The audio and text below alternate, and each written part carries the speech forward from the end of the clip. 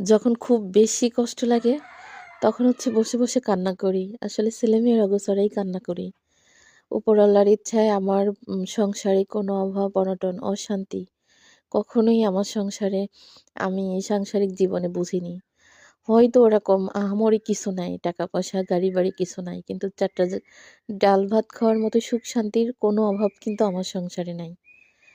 তো আসলে যখন এই যে বাজারের চাপ থাকে, ছেলেমেয়ের পড়াশোনার মানে করাবো, মাস্টারের ফিস, তারপরে হচ্ছে আপনার চাল, ডাল, বাজার, আনুষঙ্গিক একটা সংসার একটা পুরুষ মানুষ তো বোঝেই যে কি পরিমাণ মানে করা লাগে। তো সেই করাটা যদি একটা মহিলা মানুষের করতে হয়, তখন একটাবার ভাবেন যে তার কত কষ্ট হয়। তো আসলে এগুলা করে, করে যখন আমি একেবার ক্লান্ত হয়ে যাই, তখন মানে কাউরে কিছুই বলি না। আর ছেলের বাবারে তো কিছু বলিই না। কারণ ও হচ্ছে সবসময় আমাদেরকে নিয়ে বেশি টেনশন